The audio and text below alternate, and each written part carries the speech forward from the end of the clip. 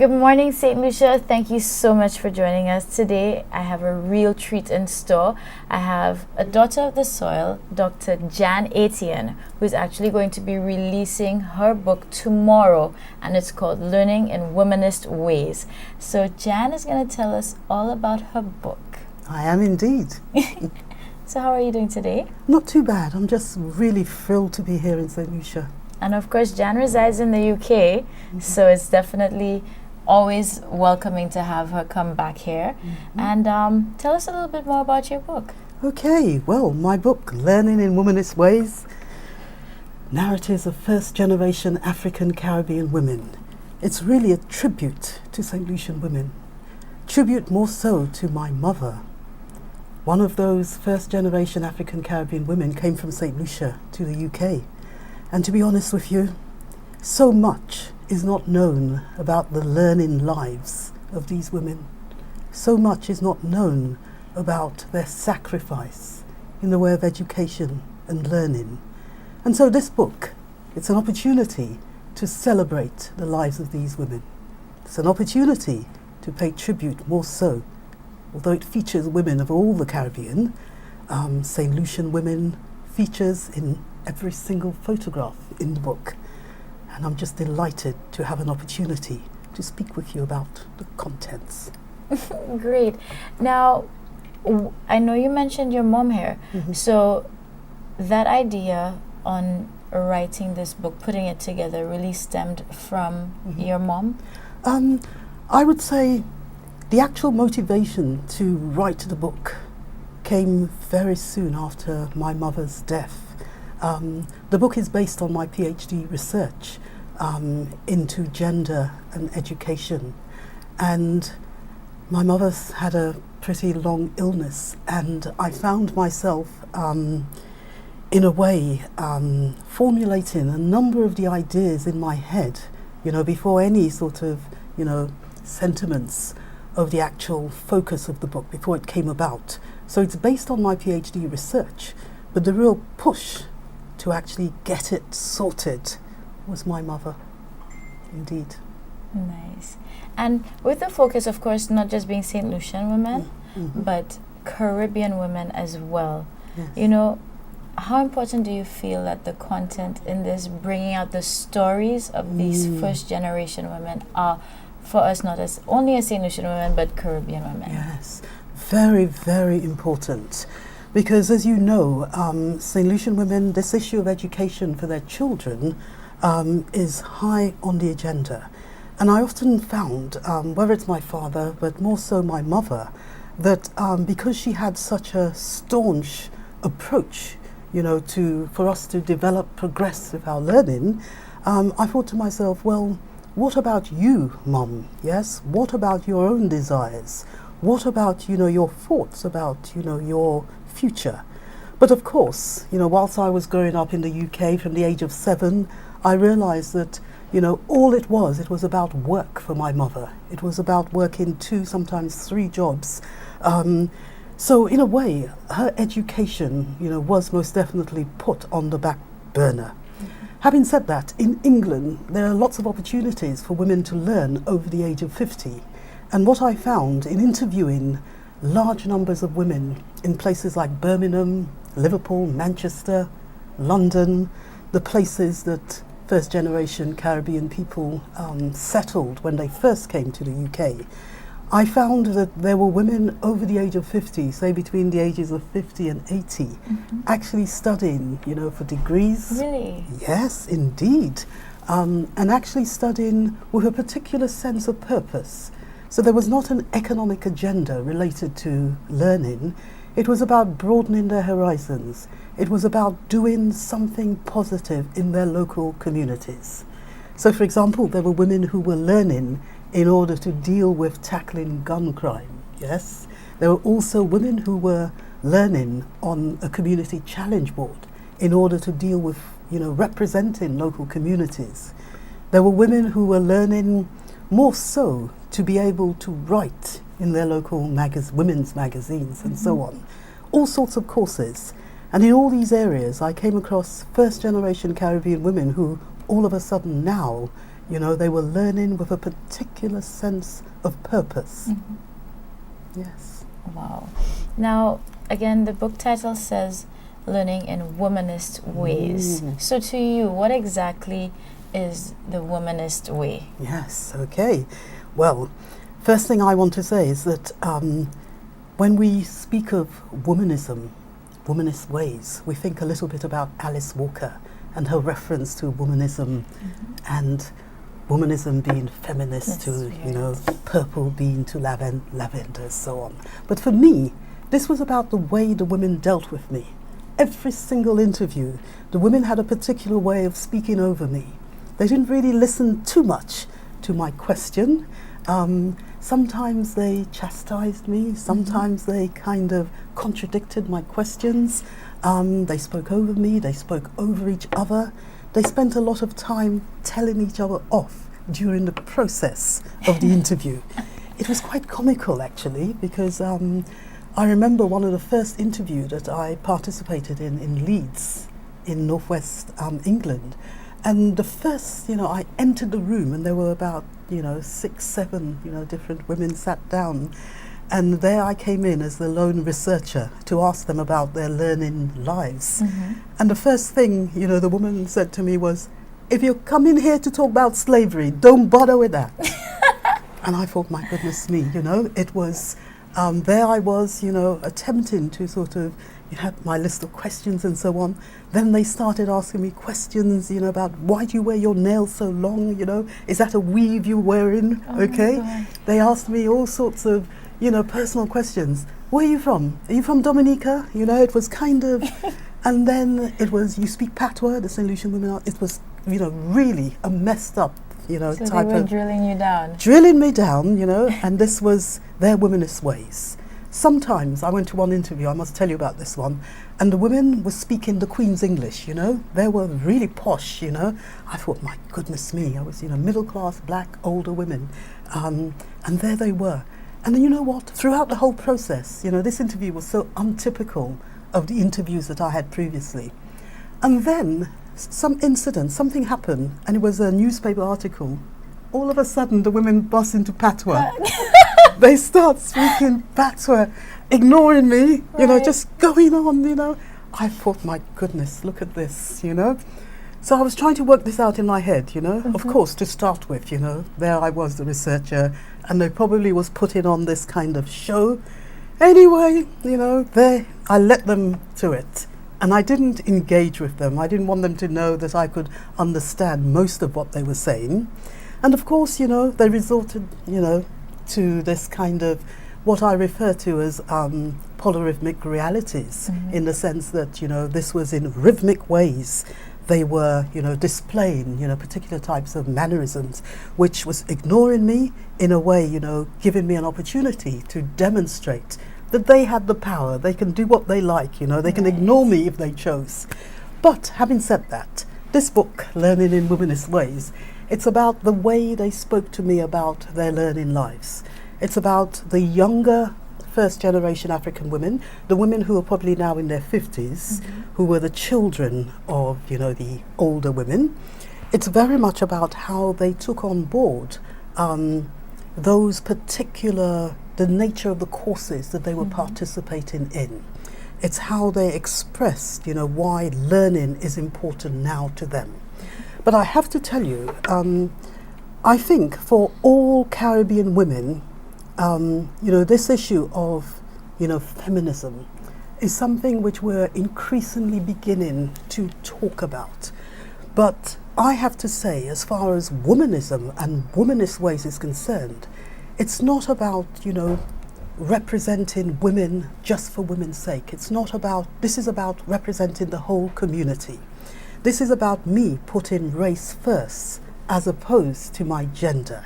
A feminist would put gender first, regardless, but for me, race is the issue that I put most paramount. Then it's my gender. So this is about the community. This is about the struggles in the community. In the UK, it's about tackling racism first. And what I must say is that a lot of the works, the research in England is very much about Black American women. It is very much, we don't have an opportunity to begin to celebrate some of the Black British women that have emerged in the last 4 or 5 decades.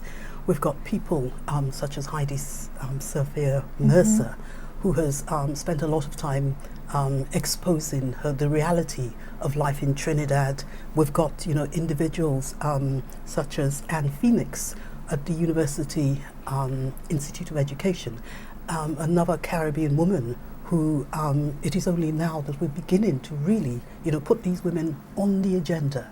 We've got Tracy Reynolds, who spent a lot of time working on Caribbean mothers in terms of her research. And this kind of, womanist sort of thinking, many of these women will probably call themselves a black feminist, but from my point of view, I don't see myself as a feminist in that light. I see myself as a womanist because I feel that there is so much contribution, so much work that we have to do in order to deal with some of the issues that Nicola Rullock, another Black Caribbean woman who's been spending a lot of time looking at critical race theory in order to get us to understand the fact that race, plays quite a sort of major role in our success. So I definitely would like to, spend an opportunity to begin to express the fact that patois, for example, French Caribbean patois, solution patois, is something that we must continue to put on the agenda. This is our roots, regardless of what we hear about. I feel that there's a lot that we need to celebrate. It is only from my mother's generation that I've got to hear so much about the sort of significance of patois, or those who were totally against us speaking it when we were young.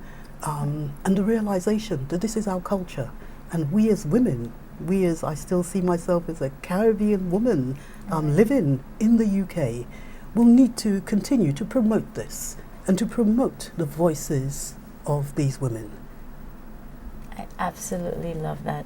Listen, this was just a teaser as to what you can get in the book. Of course, the book launch is tomorrow, so come out. It's at the UE campus. What time will it be? It's a UE open campus. It's from 6 till 8 p.m. All right, so don't miss out on it. Come and be inspired, whether you're male or female, but definitely for our St. Lucian women and other Caribbean women out there, come out, feel inspired, get the book, learn these stories, just enjoy it. I think it's just really something right now we as St. Lucian and Caribbean women need, especially in a time where our culture is being fused, and you need to know what's authentic, you need to know what's your roots, so that you can remember who you are and again emulate that. So I'm excited and I cannot wait to get my copy of this book. So again, it's by Dr. Jan Etienne, Learning in Womanist Ways. So look out for it and be there tomorrow, okay?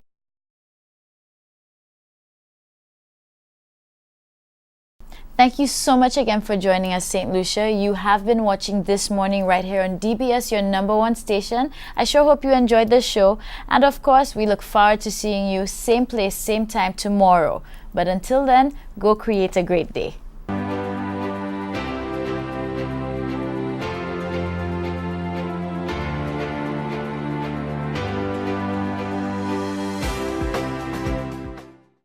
Morning, St. Lucia. Guess what? I have the man here with me, Oscar Wallace. It's a name that you should know if you don't already know. How are you doing today, Oscar? I'm great, giving thanks. I'm great. Awesome. Now, of course, you've been making strides and definitely a powerhouse coming up in the music scene. How has it been for you so far? Well, it has been a great journey, one that I'm grateful for. I've learned a lot and I'm evolving, trying to push the envelope, yes. All right. And tell us a little bit more about yourself as Oscar the artist. What makes up Oscar? Okay, well, first and foremost, Oscar is a God-fearing man, bit eccentric, bit of an introvert, but really free spirit. Yeah, just really, I more like to zone out because I write a lot, so I like to be more in tune with myself. So most times when I zone out, I go in that zone where I write and I get to see things differently, Nice. So you actually write your own material? Yes, I do. So where do you get the inspiration, or what well, motivates you when it comes to I your guess, writing? well, based on just from writing, it's just based on my experience. You know, I just believe that my story has to be coherent. The things that I go through and what I sing in my music. So you get the realness in it, you know, the substance. That's what music needs. Feel. So that's what I bring to the table. Nice. Yes, Now, I don't know about you, but I'm already feeling the passion with his Yes, yeah. interview here. Yes. So, how did it all start for you? When did you realize that you wanted to become an artist and music was something you wanted to do? Well, I just want to say thanks to the Most High for this great talent that He has bestowed upon me. And I believe that I am a messenger, a storyteller. And my purpose is to really get to tell young people that wherever you come from, you can make a difference. And I'm doing this through this gift that He has blessed me with, music, to sing, you know, to bring people together. Great. Yes. And so when did it begin for you? Did you start singing from small? Where did your musical roots start? Well, it came from, well, my grandpa used to play the banjo and I used to sing calypso. And from that time, it was more of a natural inclination and I picked it up seriously. I used to sing along, and from that time I used to write poetry. Afterwards I transcended to writing poetry and then to rapping, because with rapping you could do more, you know, you could fuse rap with dub and other genres. So, you know, just growing, conceptually progressing. Yes. Nice. Yeah. Now, of course, if anybody is familiar or heard any of your songs, you do have strong messages in it, and your songs are very real, and I actually love that about you. Yes. What exactly do you want to bring out with these messages?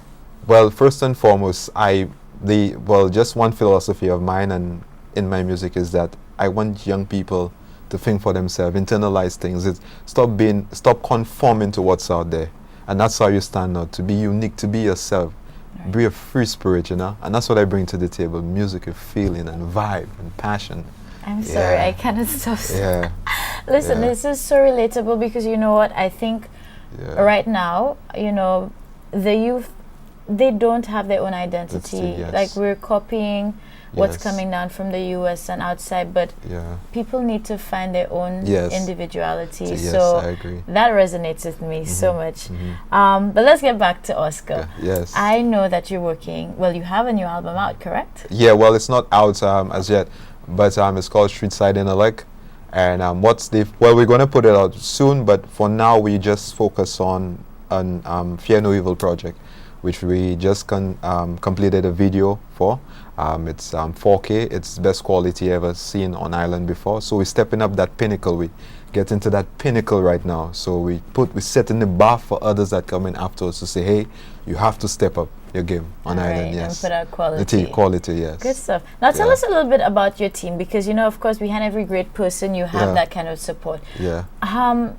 Who is your support system? Wow. Well, I want to say thanks God to my team, Vineyard Entertainment, which consists of Musty, Jason, Kishma, Chemist, Giamo, Cleopatra.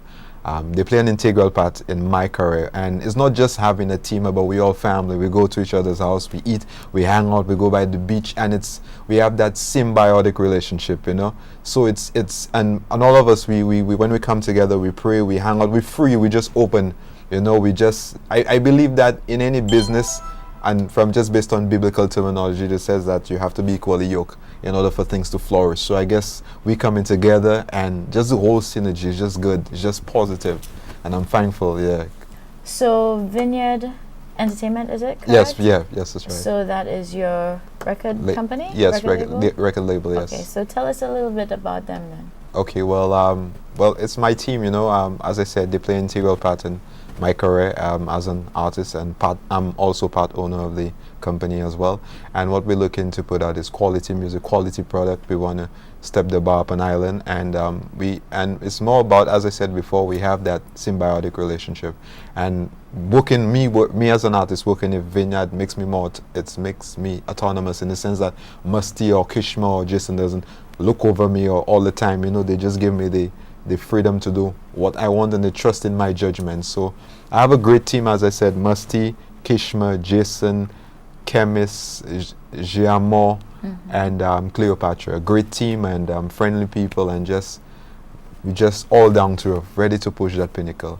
Nice. Yeah. So when you're not working hard and making music and getting these inspiring messages, what do you do for downtime? What does Oscar do for fun? Well, for me, I like simple things. Going by the beach. I mean, like riding a bicycle, climbing the Petal, like writing songs, just having conversations with people, learning about people. Because I like reading too. I'm reading some stuff from Robert Greene, Daniel Goleman, emotional intelligence. I watch a lot of Louis Farrakhan speeches, so I'm trying to stay in tune and enlighten, Right. to deal with this thing called human race. Yeah, yes, yeah, Perfect. And yeah. what message would you want to send out to your fans as well as aspiring younger artists coming up? Okay, well, this is my message. Find answers for yourself, self-preservation. Not because something works for somebody, that means it might work for you. So find answers for yourself, take times to internalize things, read things for yourself. Spend time reading, it helps. Trust me.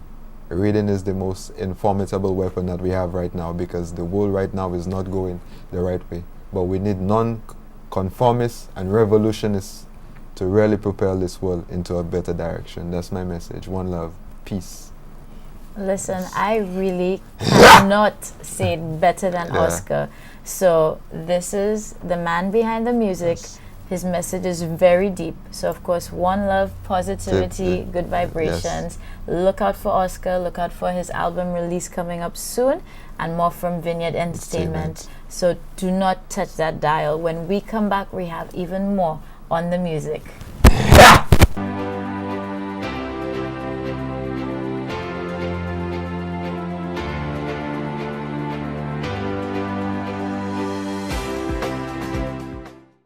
Thank you so much for coming back, St. Lucia. So I have Mustafa Felis here. From here on, we will know him as Musty, because that's how I know him. So we're not going to be too formal. But he is the man behind Vineyard Entertainment, That's right. which is a record label right here in St. Lucia, correct? Yep. All right. Well, Musty, take it away. Tell us about Vineyard. All right. Well, so the Vineyard Entertainment is an independent record label conceived out of, probably my brainchild, with a base in St. Lucia, affiliates in New York, Belgium, and around the world. Nice. Yeah, we've been doing music on the underground for some time. Personally, I've worked with a lot of people. I think my most recent accomplishment was working with Chris Conway. I know the name may not ring a bell to a lot of people, but he's the mix engineer for Biggie Smalls, for Eminem, KRS-One, Rolling Stones, DMX. A lot of the albums that we listen to today were mixed by this guy. And for us, I guess, we were very insecure about knowing how to do it at that level.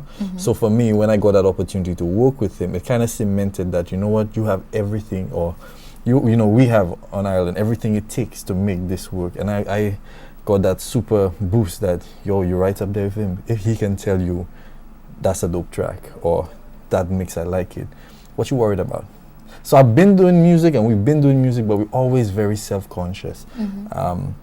For us, the Vineyard Entertainment is all about quality over quantity.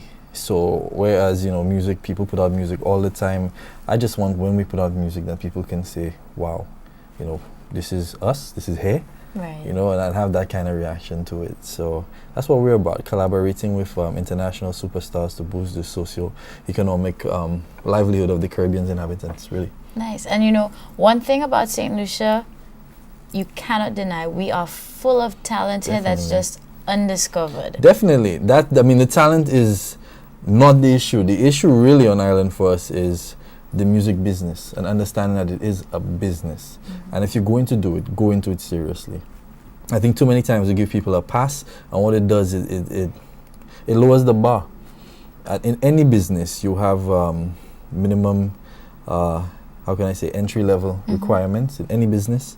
And there's a pinnacle, there's a success point, there's a success rate, there's people you aspire to be, except for now in the creative industry. So we really want to be instrumental in developing that. We want to set that bar and raise that bar and push people beyond, because it's pointless calling yourself an artist if really there's no art form behind your work, Right. It's selling yourself short. If the only reason you're getting into music now is because you're unemployed and you can rhyme words, that makes no sense. You're still not an artist in my opinion. You know, love, it's no the passion. there's no passion. There's no persistence. There's no hard work. You know, and I'm so fortunate to have been working with people like Oscar. I call him the truth because of what he writes about and his style. It's like truthful. He will only sing. It is so real. You can Yeah. feel that it's coming Yeah. from him. Yeah. So it's very relatable as well. Yeah. When he sings, when he raps, it's commanding. So you have to. And I did tell him that it just draws you in. Yeah. So, and some deep messages too. So Yeah, definitely. We love Oscar. We have Cleopatra. Cleopatra is a self-taught singer and she is amazing in terms of her vocal control. Like I was editing her voice along with Gilly Cook at Link Studios, and he was surprised. He was like, "Who's that?" Who's that? So I told him, and then we were looking at her notes, what she sang, and how close it is to the actual key. Because not a lot of people, when you're going to tune in a vocal, you have to push up the keys, make sure they're in. And hers was like very close, and she could literally ride different chords, go from one note, stretch it, bend it, and come back and be just on the mark. So we're releasing some new music from her, and I think we have a prodigy on our hands in terms of Chemist. Chemist is the most lyrically insane person I've ever heard. really, He lives in Tripoli right now. And I don't know if your cameraman or Chemist. Chemist is the maddest thing to touch a mic. In terms of his creative style, his artistry, like he freaks me out. I consider myself to be a good songwriter, but the man has freaked me out on how good he is. And I'm just so happy that he chose us and we got him to represent our label, because the world will hear who Chemist is. Believe me, I'm not afraid to say Chemist can match up to a Idonia, to a Vibes Cartel, to a Alkaline, to Damien Jr. Gong. He at that level, and that's just his start. So in terms of his growth, there's no limit to where he can go. And then I have J.R. Moore. My God, whew, getting excited in my artist now. He has a voice like The Weeknd, and he's been, for me, he's the ghetto Romeo. So we're working on that project with him there now. So definitely a lot going on with us in terms of who we're working with. I know also Mosheri is making a big footprint now for herself. right. We've been writing for Mosheri as well, and assisting in the background for whatever she needs. We'll be working on a few new projects there as well. Former, what's their name? That Grammy-nominated group, City High, right? Their manager, Ken Joseph. We've been in talks. He wants us to do some writing for some other US artists as well. Right. So we're working on the underground, but it's time for us to get out there. Time for us to push out and let St. Lucia know, the storm is coming. Step your game up. All right. So Yeah. there's this musical movement coming that you will Definitely. have. Yeah. And so are you as well looking to get more people into your camp under the Definitely. lyrical label? Definitely, but from the business standpoint, artist-wise, I think we really have to look at maximizing the potential of these artists. Too often we try to take on too much more than you can chew, bite off more than you can chew. So I really want to go the distance in terms of having a set person for distribution, having another person just for PR, another person for and running at analytics, another one who is just a personal manager, a business manager, a tour manager, setting up a booking agent, and of course networking, continuing to network. But there's a lot of potential here in St. Lucia. I think people just need to see the bigger picture about the industry and stop always worrying or wanting to be the man on the stage. Right. Because in actuality, artists only make money, real money, from touring. Right. Everything else is done with everyone else, so that's important. Now, one thing I want to ask, because we have various studios down here, but is there something in place, or is this a focus for Vineyard Entertainment when it comes to artist development? Because most times you just have studios and they say they have artists working with them, and all they do is, okay, you come in, let's record, boom, and that's it. But they usually, you find more often than not, they don't take the time to holistically develop Right. their artists. So is that an area that you... Definitely. Each artist is a brand and a product, and so they appeal to a particular audience. I mean, Cleo's audience might not appreciate Oscar's music, Oscar's audience might not appreciate theirs. So we have to ensure that what we're selling, we have a market for it, and then Oscar has to represent all the time. So if Oscar came up today and said, I want to do a Juke Fue song, I tell him, Papa, stay in your lane. In all honesty, that's not your curve. And if you want to do, we have to see how we can infuse it with who you are as an artist and as a product, first and foremost, because we're running a business. And just like if you were selling these beautiful vases here with these stones, that's your product, you know. You're not going to cut that off one day and say, you know what, I put some stones in that today I'll just leave it blank. No, that's the product right there. Right, because there's this expectation. Yeah. So we have to kind of manage that. But in terms of all the studios coming up, I think definitely the government has to step in now and formalize what's happening, because you have to look at it bigger than just the music. It's a huge part of our society. Music is like the ninth wonder of the world, and you have to be able to properly influence your generation with not just what they see, but what they hear and what they take in, what they consider is quality. That's real important. I mean, we can either say we can do a song about caterpillars and butterflies, it horribly, it gets published, it gets airplay. What message are you sending to the young ones listening? You're only telling them that I don't need to push too hard to get my song on the radio. Yeah. But there are people investing thousands of dollars in equipment that can't get the radio airplay, who will sing about substance who won't get it. So you're preventing the industry from growing by accepting those minimum standards. There are no standards. And also job opportunities are lost now, because now people are just going directly from source to output, from input to output. There's a whole chain, a quality assurance process that's been cut out when you do that. So all that is employment, and which is why sometimes to artists, local artists, don't get the respect they deserve, or they seemingly figure they deserve. They're going to go on a stage and then DJs treat them anyhow. It's because the DJs perceive you anyhow. You made an anyhow song. So when you go on the stage and they disrespect you, you gotta always take it personal. Understand you will get what you bring. When we go out, and what we want to do is establish that Oscar, again, is a product. All my artists are products. So when we step out there, I'm going to be by that board to ensure that my music is getting the right play, the right quality, because I need to sell my product. That's important to me. I need to have a team behind who's getting video done, who is on social media tweeting or whatever, to ensure that our product is getting out there. So I want to encourage more people to look at this seriously as a business, not a funding.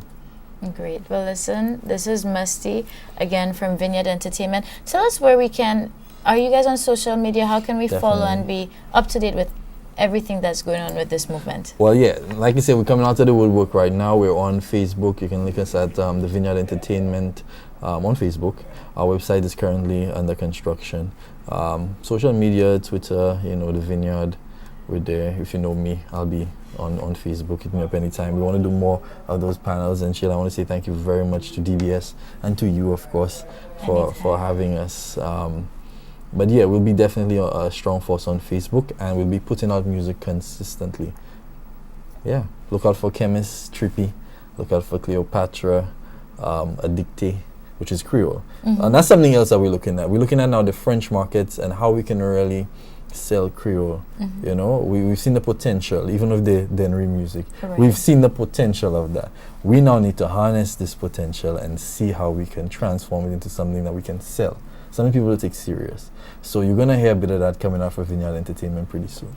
All right, great. Well, listen, Vineyard Entertainment, listen out for them, a big movement coming. And of course, it is a St. Lucian product. So we're going to stay tuned and keep it locked.